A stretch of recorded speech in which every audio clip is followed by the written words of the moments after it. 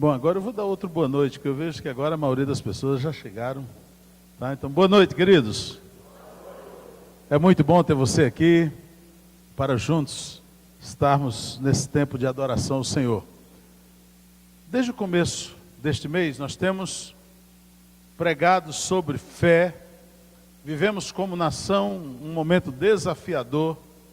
Vivemos na nossa cidade um tempo de inquietação, com muita gente perdendo emprego, muitas empresas fechando as suas portas, algumas indo embora da cidade. E tudo isso traz com certeza preocupação, principalmente aos pais, aqueles que têm responsabilidades para com os seus filhos. E como igreja do Senhor, nós temos, então, desde a segunda quinzena do mês passado, trabalhado algumas ações no sentido de ajudar aqueles que estão meio que adormecidos a acordarem, a despertarem e viverem um tempo onde, sob os cuidados do Senhor Jesus, mesmo na crise, mesmo na dificuldade, você possa então avançar, você possa então caminhar de cabeça erguida, no meio da dificuldade, mas indo em frente. Então falamos sobre Abraão, o momento de fé desafiador que ele viveu com Isaac. Falamos sobre Moisés na saída com o seu povo do Egito, especialmente naquele momento em que o povo clamava e Deus vem para ele: Moisés, porque clamas a mim? Dize ao povo de Israel que marche. E essa foi a nossa palavra domingo passado. Então, esta noite, eu quero compartilhar com vocês sobre o seguinte tema: o que fazer para alcançar as promessas de Deus? O que fazer para alcançar as promessas do Senhor? Queridos,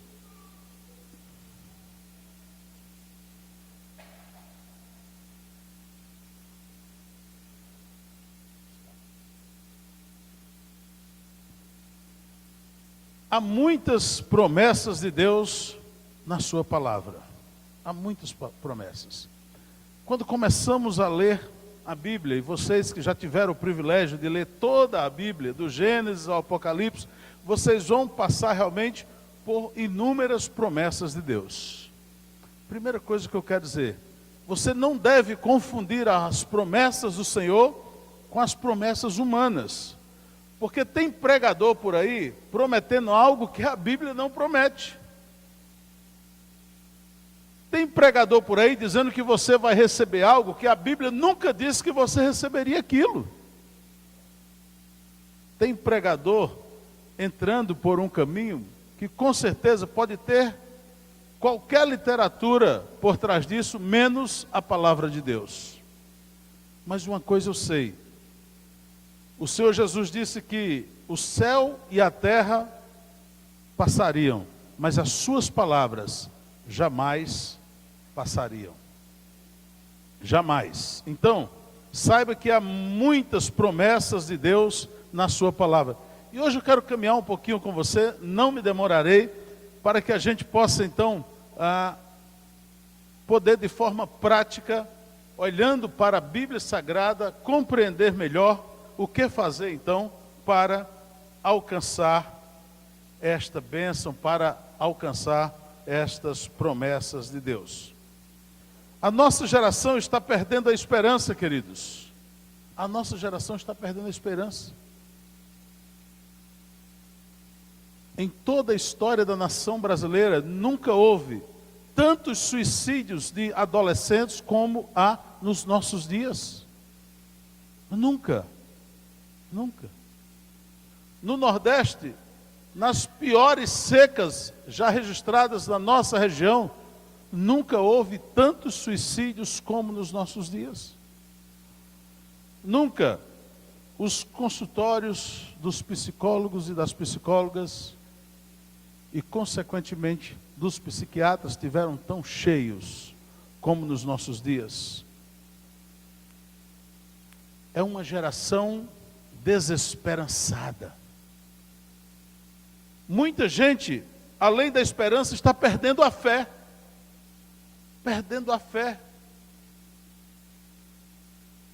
A Bíblia fala dessas coisas. O próprio Senhor Jesus, quando ele falava acerca da sua volta, ele disse: porventura encontrará fé na terra o Filho do Homem quando voltar?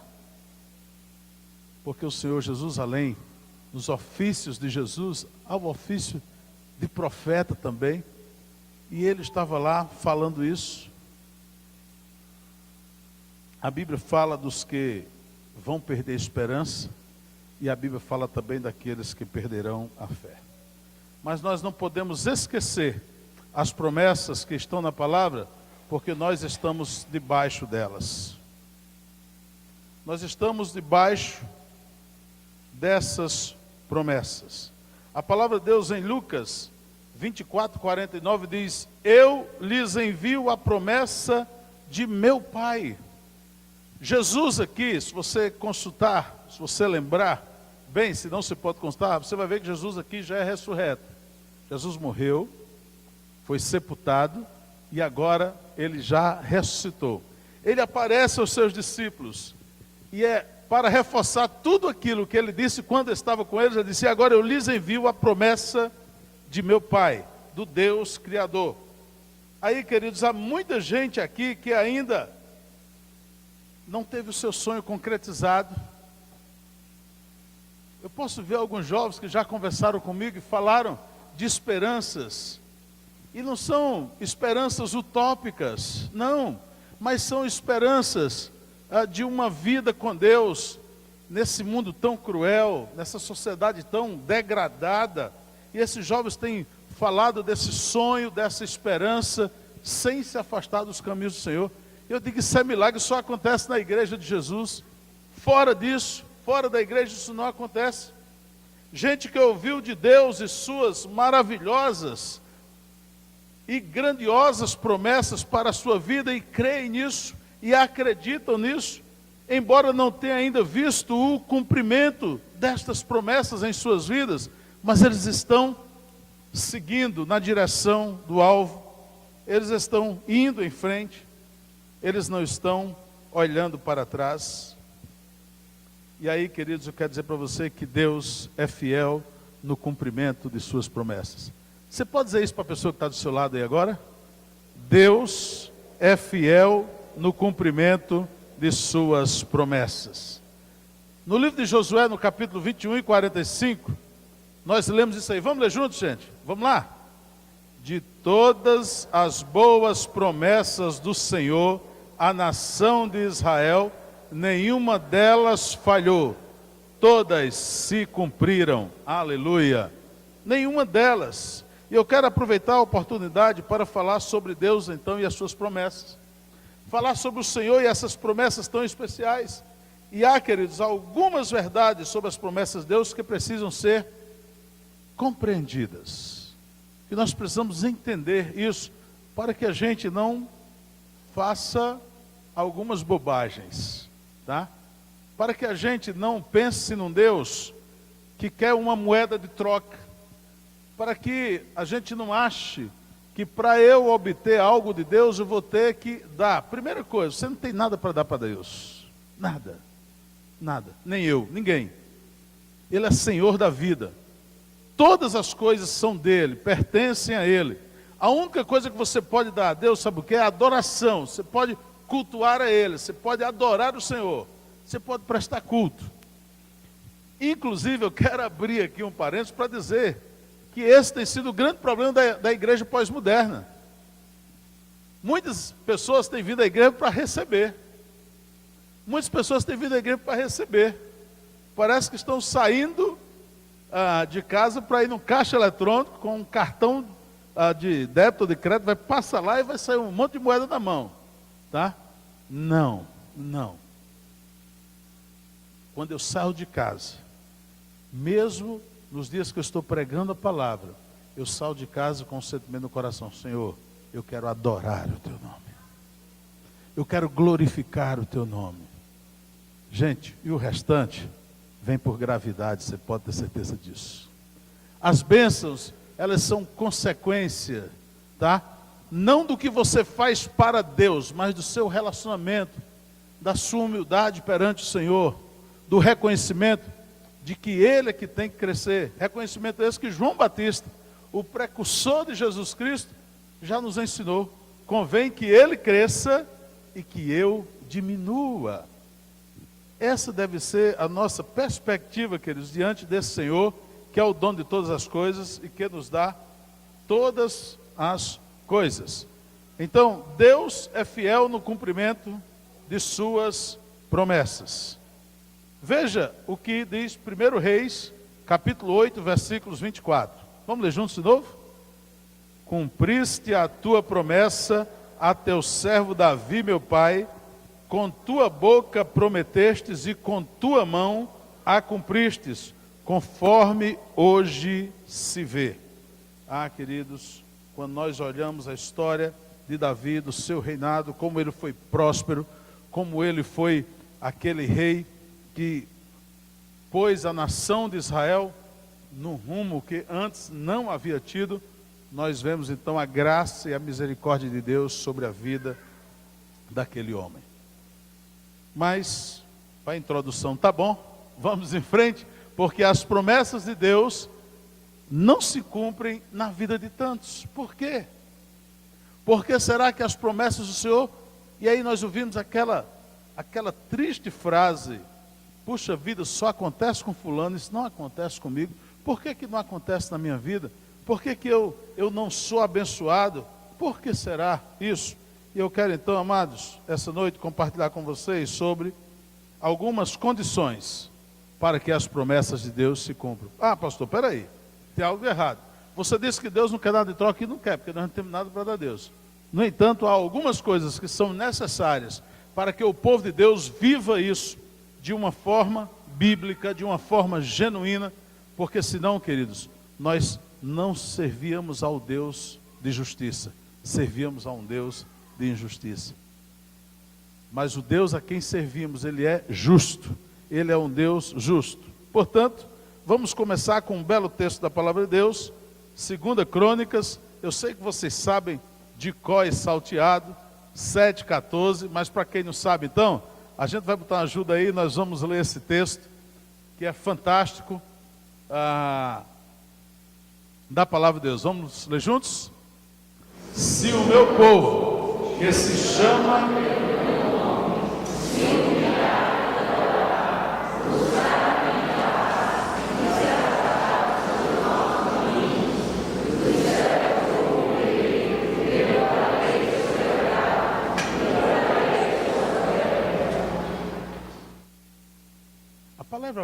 Aparece alguma palavra condicional aí, queridos? Se. Quantas vezes? 3. Se o meu povo, que se chama pelo meu nome, se humilhar e orar e buscar a minha face, eu contei errado, é 4. E se afastar dos seus maus caminhos, dos céus eu ouvirei, perdoarei os seus pecados e sararei a sua terra. Meus amados, tem gente querendo receber bênção de Deus, tem gente querendo buscar a presença de Deus, cobrando de Deus, tendo uma vida totalmente desregrada diante do Senhor, uma vida em que não lê a palavra, não busca Ele, uma vida em que oração parece ser algo mecânico que faz na hora do café, do almoço, do jantar, quando vai dormir, quando lembra. Não, isso está errado. Por muitas vezes, muitos cristãos evangélicos criticaram as rezas. Eu já disse aqui, eu quero repetir. Porque se tem uma coisa que eu não desejo ver, queridos, é uma comunidade de religiosos. Jesus combateu isso lá no judaísmo. Não, eu quero ver uma comunidade de um povo que é temente a Deus. Eu quero ver uma comunidade de um povo em que olha para o Senhor e treme diante do Senhor e cumpre o que o salmista diz, que o princípio de toda sabedoria é o quê? O temor ao Senhor. Eu quero ver uma comunidade onde haja preocupação com o outro, com o próximo. Eu quero ver uma comunidade onde você pode olhar para o outro e dizer: meu irmão, minha irmã precisa de ajuda e eu posso ajudá-lo. Mesmo não estando sobrando, mas eu posso repartir um pouco daquilo que eu tenho. E aí eu chego lá. se o meu povo que se chama pelo meu nome se humilhar. Essa palavra, gente, não bate muito com aquele desejo que é intrínseco à humanidade. O desejo de ser autossuficiente, o desejo de ser o cara, de ser o melhor. Parece que quando nós falamos em humilhar, isso é uma palavra que nos afasta desse propósito que eu tenho de eu vou chegar lá, eu vou conseguir. Mas lembre-se de uma coisa, o Senhor Jesus que conseguiu todas as coisas, inclusive algo que você jamais vai conseguir, que é vencer a morte, na sua despedida com os seus discípulos, naquele momento de alimentar-se, quando alguém esquece uma tarefa muito importante, e essa tarefa era dada ao escravo, que era lavar os pés dos convidados. Jesus não olha para Pedro e diz: Pedro, vai lá e pega uma bacia com água, uma toalha e vem lavar meus pés. Ele não olha para João e pede isso. Ele não olha para Bartolomeu, para Simão, para ninguém. A Bíblia diz que ele levanta-se, pega uma bacia, põe água, uma toalha e um a um vai lavando os pés dos seus discípulos. Um grande escritor chamou isso de o último degrau da liderança. O último degrau da liderança. Se humilhar e orar. Como é que está o seu tempo de oração? Como é que está a sua vida de oração? Que momento você tem separado para estar a sós com Deus? Para se derramar diante de Deus, para confessar os seus pecados a Deus? Para pedir o cuidado de Deus sobre a sua vida? Que tempo você tem retirado, meu querido? Você precisa separar esse tempo a sós com Deus. É um tempo que, por mais que você ame a sua esposa, e esposa, por mais que você ame o seu marido, você deve ter esse tempo a sós com Deus. É o momento em que você está ali para adorar a Deus, buscando a face dEle, pedindo para Ele livrá-lo dos maus caminhos. E aí, queridos, a promessa vem dos céus: eu ouvirei, perdoarei o seu pecado então, e sararei a sua terra. Quando nós olhamos para o Novo Testamento, veja o que diz João, capítulo 14, versículos 21 e 23. Dá para você ler comigo? Vamos lá? Quem tem os meus mandamentos e lhes obedece, esse é o que me ama. Aquele que me ama será amado por meu Pai, e eu também o amarei e me revelarei a ele. Se alguém me ama, obedecerá a minha palavra. Meu Pai o amará, nós viremos a ele e faremos morada nele. Vocês não esqueceram o alfabeto das 4 letras, não? Todo mundo lembra o alfabeto das 4 letras, que se a gente praticar esse alfabeto, então, a gente está aí mais ou menos alinhado com o Senhor. Quais são as 4 letras? Vamos lá? O ensaio ficou legal, mas gostaria de ouvir todo mundo para você não esquecer isso. Tá? Tu está no trânsito. Vou abrir um parênteses aqui. Tu leva aquela fechada. A única coisa que não vem na sua boca é obedecer. Vem tudo menos isso. Mas você vai lembrar que existe um alfabeto curtinho que você pode então lembrar e praticar esse alfabeto. Que é o quê? O-B-D-C. Queridos, e quando você lembra dessas 4 letras, obedecer, diz: opa, o Senhor Jesus, a sua palavra não me ensinou assim. Não me ensinou assim. E aí eu vou reagir a essa fechada de forma diferente. Quem tem os meus mandamentos e lhes obedece, esse é o que me ama. Você ama o Senhor, querido? Sim ou não? Então ame mais. Ame mais. Se você ama Jesus, ame mais. Ame mais, e você vai então estar cumprindo então esses mandamentos e essa sua palavra. Como eu estou encerrando esse tema hoje, aqui, e aí quarta-feira que vem, todos vocês estão convidados para estar aqui ouvindo uma palestra sobre o tema inteligência emocional. Isso faz parte daquele programa que nós conversamos aqui, temos conversado. Então, quarta-feira, não fique em casa, não troque o tempo aqui por novo Chico, velho Chico, sei lá quantos Chicos são. Venha para cá, tá? E você vai ser abençoado com a palavra que você vai ouvir, tá? Nós vamos ter uma palavra aqui por um consultor, ele é coach, uma pessoa muito experiente, tá? O Giovanni, que nos dá a alegria de estar essa noite aqui conosco, ele vai estar aqui então ministrando para nós. Eu quero ver você aqui realmente. E aí eu fiz uma seleção de textos bíblicos que vão mais ou menos fechar tudo aquilo que nós conversamos, e eu quero chegar a esse salmo agora, o Salmo 37, 5. Entrega o seu caminho ao Senhor, confie nele e ele agirá. Tá, mas vem cá. Eu tenho dito que nada no Evangelho é receita de bolo.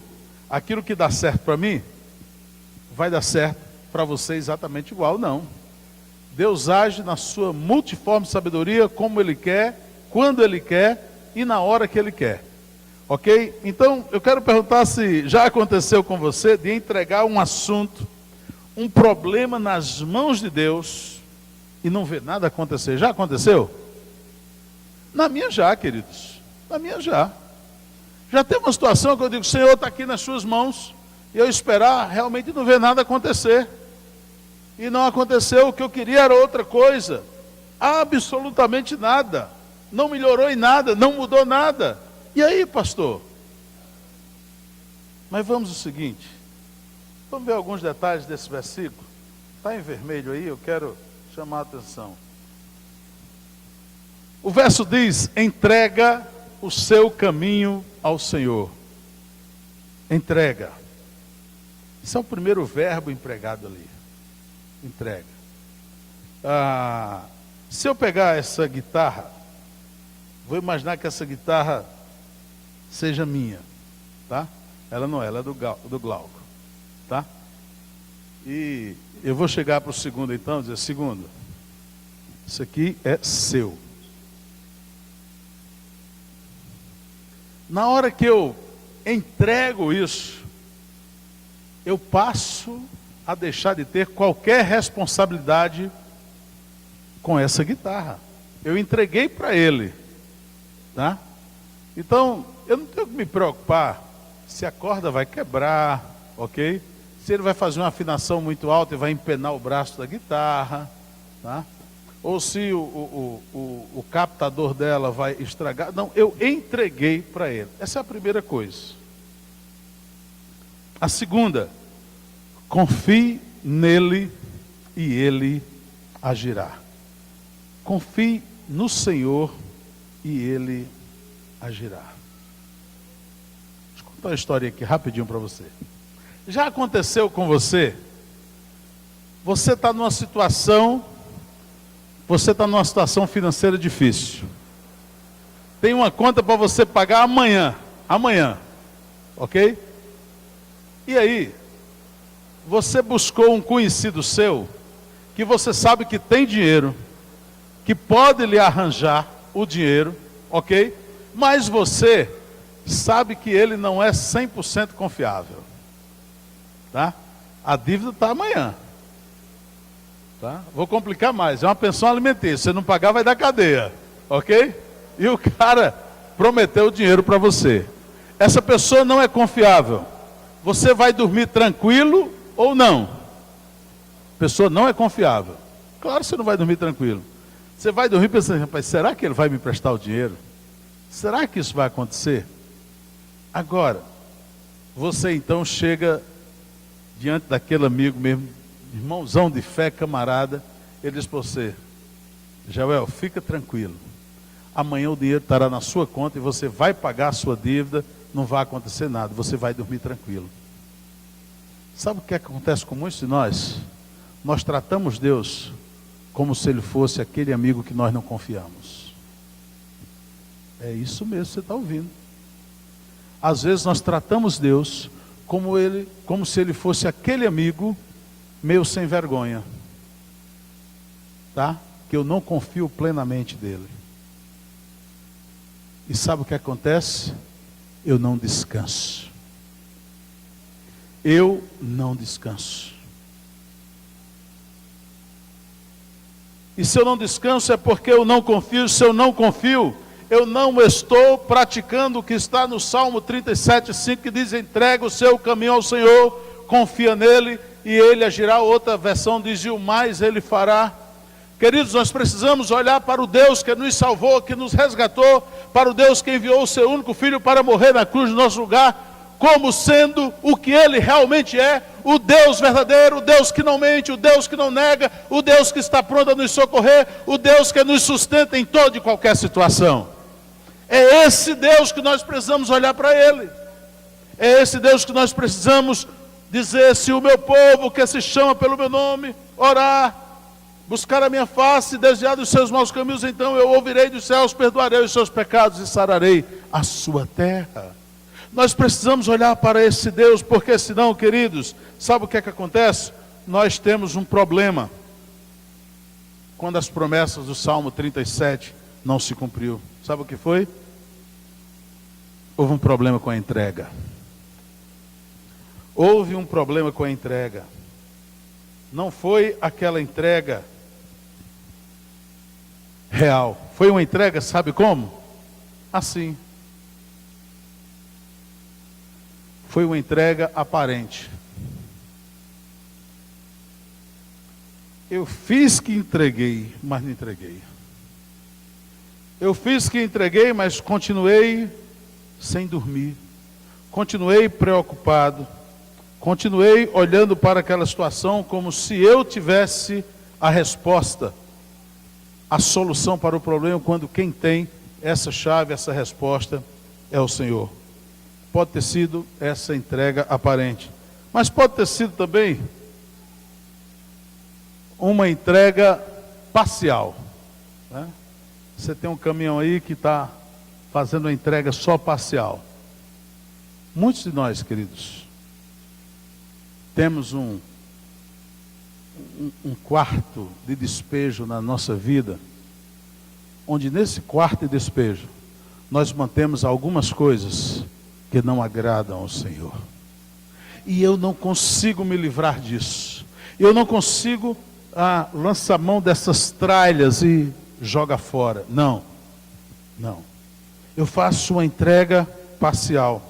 Eu não faço uma entrega total. Mas existe também uma outra entrega que, quando ela acontece, nós temos um problema com ela, que é uma entrega momentânea. Quem lembra dessa cena, o ano passado, quando coroaram a missa errada, e por alguns poucos segundos ela pensou que ela tinha vencido, e depois então está aí o momento em que tira a coroa de uma para colocar. Uma entrega momentânea. É aquela entrega que eu me emociono, eu choro, tá? Eu me derramo, aí eu venho à frente, eu digo: a partir de agora vai ser diferente. Mas na hora que eu saio daquela porta ali, as minhas atitudes voltam a ser as atitudes do velho homem. Voltam a ser as atitudes que não agradam ao Senhor. E aí depois eu começo a reclamar de Deus: por que que as coisas não acontecem na minha vida? Por que nada dá certo em minha vida? Porque as coisas têm realmente desandado na minha vida. Primeira questão, então, problema com a entrega. Segunda questão, para que as promessas do Salmo 37:5 não se cumpriram na nossa vida, é porque houve algum problema com o confiar. E eu falei ainda há pouco acerca disso. Nós tratamos Deus, muitas vezes, como um Deus em que eu não confio plenamente. Diferentemente, Joel, pega o violão aqui. Diferentemente de uma canção, essa canção, alguns dizem que tem a minha cara, ok? Essa canção ela foi gravada praticamente 30 anos atrás, pelo Milad, né? Ele diz: não tenhas sobre ti um só cuidado, qualquer que sejas, pois somente um seria muito para ti. Aí Deus diz: é meu, somente meu, todo trabalho. E o teu trabalho? E o teu trabalho é descansar em mim. É meu, somente meu, todo trabalho. E o teu trabalho é descansar em mim. Não temas quando enfim tiveres que tomar decisão. Aí Deus diz: entrega tudo a mim, confia de todo o coração. Deus diz: é meu, somente meu, todo trabalho. E o teu trabalho, meu amigo, minha amiga, é descansar nele, no Senhor. De novo. É meu, somente meu, todo trabalho. E o teu trabalho é descansar em mim. Por isso que o escritor aos Hebreus, no capítulo 11, versículo 6, diz que sem fé é impossível agradar a Deus, pois quem dele se aproxima precisa crer que ele existe e que recompensa aqueles que o buscam. Você pode ler comigo? Vamos lá? Sem fé é impossível agradar a Deus, pois quem dele se aproxima precisa crer que ele existe e que recompensa aqueles que o buscam. Amém. Esse capítulo de Hebreus, inclusive, queridos, eu recomendo você a ler. Aí ele começa lá no verso 1, dizendo que a fé é o firme fundamento das coisas que se esperam, a convicção nos fatos que se não veem, e vai falando então sobre essa caminhada de fé. E eu quero incentivar você a, nesses momentos difíceis, a você estar olhando para Ele, que é o autor e consumador da nossa fé. Portanto, queridos, todas as promessas, elas passam pelo teste do tempo. Com Abraão, foi assim. Quantos anos Abraão não esperou pelo filho da promessa? Quantos anos? E foi então, na terceira idade dele e da sua esposa, que a promessa é cumprida. Quantos anos Josué e Caleb levaram para entrar na terra prometida? Quantas lutas, quantas batalhas, quantos obstáculos passou pelo teste do tempo? Foi lá. Davi, quanto tempo Davi? Lembro de Davi tendo que ir para a caverna, passar aquele tempo lá. Passa. E eu estou dizendo aqui, queridos, que não será diferente com a nossa geração. Não será diferente com a nossa geração. Eu quero aproveitar esse momento. Você sabe que às vezes eu dou umas variadas aqui. Pode dizer um negócio a você que é jovem, você que está namorando, você que está noivo, você que está pensando em você que está pensando que encontrou o príncipe da vida ou a princesa, está apaixonado, e por essa paixão você esqueceu qualquer sinal de razão, qualquer conselho do pai e da mãe. Cuidado, essa é uma área da vida que quem se apressa quebra a cara. Se apressa em estudar, em aprender, em crescer e desenvolver relacionamentos, mas nessa área sexual, gente, quem se apressa quebra a cara.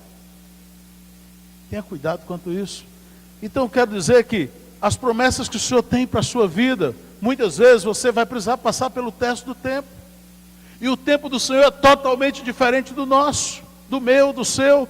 Nós somos da cultura imediatista, nós somos da cultura do palme, tá? Do tablet. Nós somos a cultura de que As pessoas estão viajando e você está acompanhando. Hoje, meu filho estava indo para Pirassununga, né? E aí tem um aplicativozinho aqui, né? E o pai bobão ficava aqui, acompanhando, vendo onde é que a aeronave estava. Nós somos dessa cultura, e aí, queridos, nós não queremos aceitar quando temos que passar pela prova do tempo. Mas nós precisamos passar por isso, queridos, porque o Senhor muitas vezes precisa realmente conhecer as nossas intenções, nos provar e saber que nós queremos viver segundo a sua vontade. Veja o que diz aqui o salmista no Salmo 40. Coloquei toda a minha esperança no Senhor, Ele se inclinou para mim e ouviu o meu grito de socorro. Uma outra tradução diz: esperei com paciência no Senhor e Ele se inclinou. Esse é o Deus, queridos, a quem servimos. Esse é o Deus que eu quero essa noite convidar você a crer, mas a crer verdadeiramente, a confiar sem reservas e a esperar sabendo que Ele tem a resposta para a sua vida. É preciso, queridos, perseverar em seguir ao Senhor. Perseverar. Não desistir. Não desistir nunca, nunca. Porque Deus, muitas vezes, que Ele está olhando para mim e para você, como aquele filho pródigo, que quis tudo que o pai poderia lhe dar. E ele foi lá e gastou de forma dissoluta, e depois arrependido volta, e o pai o recebe de braços abertos. Às vezes Deus olha para mim e para você, eu acho que Ele vê aquele filho que Jesus relata na Bíblia. Deus quer que evidenciemos, queridos, o que realmente é importante para a nossa vida. O que é importante para a sua vida? O que é que realmente faz diferença na sua vida?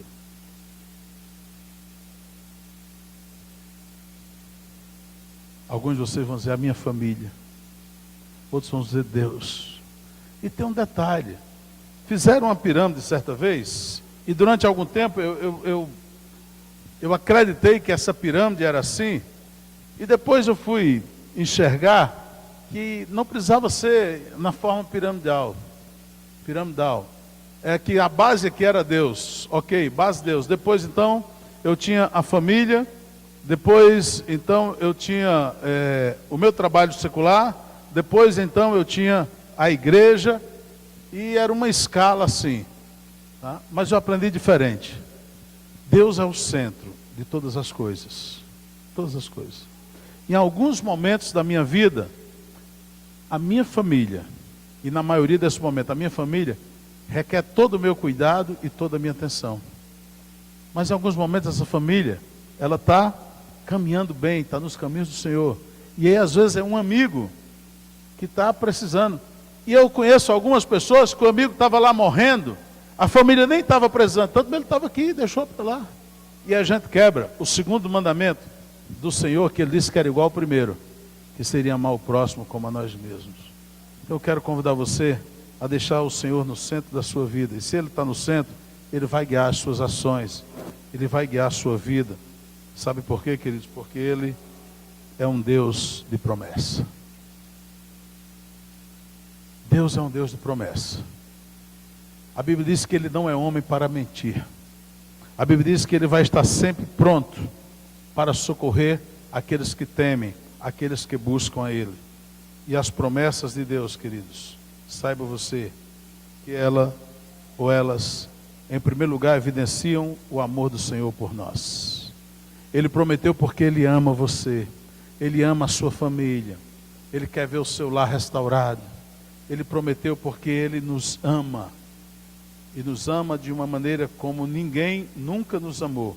A segunda coisa é que as promessas dele trazem consolo na aflição. Consolo na aflição. Quantos quartos de hospitais, quantos leitos, quantas pessoas já quase partindo para a eternidade. Nós podemos visitar, trazer uma porção da palavra de Deus e no lugar de um semblante de desespero, um semblante de paz, de calma, toma conta e vê a pessoa partir serena, na certeza de que está partindo para os braços do Pai. As promessas de Deus, elas geram uma visão positiva na vida. Sabe por quê, queridos? Porque Ele é o Deus da vida. Ele fez tudo por você, por amor a você.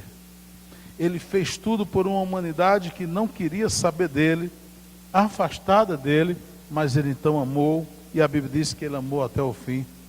Paulo, escrevendo aos Romanos, diz que Ele foi obediente até a morte, e morte de cruz, até o final. Ele vai lá para cumprir então a sua missão. Eu quero terminar convidando você a ler comigo 2 Coríntios capítulo 1, versículo 20. 2 aos Coríntios capítulo 1, versículo 20, que diz o seguinte. Vamos ler juntos? Pois quantas forem as promessas feitas por Deus, tantas tem em Cristo o sim. Eu vou repetir porque eu senti falta de uma coisa. Pois quantas forem as promessas feitas por Deus, tantas tem em Cristo o sim. Amém. Se você não disser amém com um negócio desse, queridos, que Ele é o próprio Deus. Ele é a resposta para todas as coisas. A Bíblia diz que sem Ele, nada do que foi feito se fez. Todas as coisas foram feitas por intermédio dEle, por meio dEle, para Ele, Jesus Cristo.